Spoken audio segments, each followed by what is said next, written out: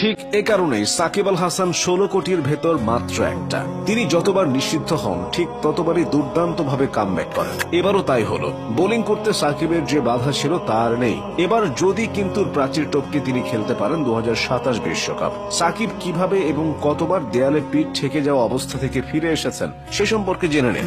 শুরু করতে হয় 2011 বিশ্বকাপ থেকে। ওই বিশ্বকাপে সাকিব ছিলেন অধিনায়ক। ভারত, ওয়েস্ট ইন্ডিজ ও দক্ষিণ আফ্রিকার বিপক্ষে বিশাল ব্যবধানে হারে সাকিবের বাংলাদেশ। ওয়েস্ট ইন্ডিজের বিপক্ষে 58 এবং আফ্রিকার বিপক্ষে 78 রানে অল আউট হওয়ার লজ্জায় ডুবেছিল তারা। বিশ্বকাপের পর সাকিবকেই তাই অধিনায়কত্ব থেকে সরিয়ে দেওয়া হয়। তার পারফরমেন্স নিয়েও ব্যাপক সমালোচনা হয়। এরপর সাকিবই হয়ে ওঠেন সবচেয়ে ধারাবাহিক ক্রিকেটারদের একজন। 2012 সালে তিনি ওয়ানডে র্যাঙ্কিং এ 1 নম্বরে উঠে আসেন। সেই থেকে অলরাউন্ডার র্যাঙ্কিং এ সাকিবের রাজত্ব বছরের পর বছর ধরে চলেছে। সাকিবের কামব্যাকের দ্বিতীয় ঘটনা 2014 সালে। ওই বছর শ্রীলঙ্কার বিপক্ষে ওয়ানডে সিরিজ চলার সময় অশোভন আচরণের জন্য 3 ম্যাচের নিষেধাজ্ঞা পান সাকিব। মূলত ছক্কা হাঁকাতে গিয়ে লং অফে ধরা পড়েছিলেন সাকিব। আউটের পর ড্রেসিং রুমে বসে থাকা সাকিবকে টিভি ক্যামেরায় বারবার দেখানো হচ্ছিল। ক্যামেরা দেখে বিরক্ত হয়ে তিনি হাতের ইশারায় অশোভন অঙ্গভঙ্গি করেছিলেন। তাই নিষেধাজ্ঞার পাশাপাশি তাকে 3 লাখ টাকা জরিমানাও করে বিসিবি। নিষেধাজ্ঞা কাটিয়ে 2014 সালে সাকিব জিম্বাবুয়ের বিপক্ষে দারুণ কামব্যাক করেন। চট্টগ্রাম টেস্টে 10 উইকেট ও 50+ রান করেন, যা তাকে গ্যারি সোবার্সের পর দ্বিতীয় অলরাউন্ডার হিসেবে এক ম্যাচে 2 ইনিংসে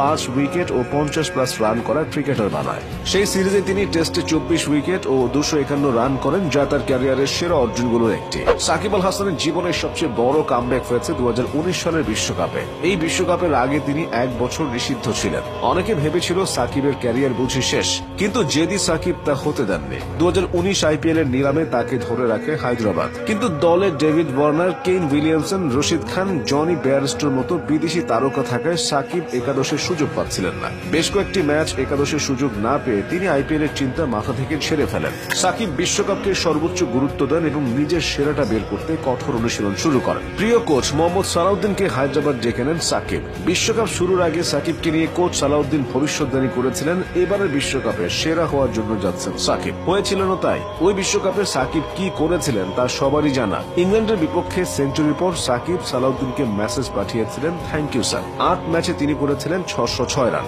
নামের পাশে ছিল 5টি 50 ও 2টি সেঞ্চুরি। সাকিবের চেয়ে 2 ম্যাচ বেশি খেলা রোহিত শর্মা 648 রান করে টুর্নামেন্টের সর্বোচ্চ রান স্কোরার ছিলেন। শুধু তাই না, মাত্র 5.39 ইকোনমি রেটে সাকিব 11টি উইকেট শিকার করেন। তিনি একমাত্র ক্রিকেটার যিনি একই বিশ্বকাপে 500+ রান এবং 10+ উইকেট নিয়েছেন। 2021 সালে সাকিব আরো একবার প্রত্যাবর্তনের গল্প লেখেন। ওই বছরের জুনে তিনি ঢাকা প্রিমিয়ার লিগ তথা ডিপিএল এ আম্পায়ারের উপর রাগ করে স্টাম্পে লাথি দিয়েছিলেন।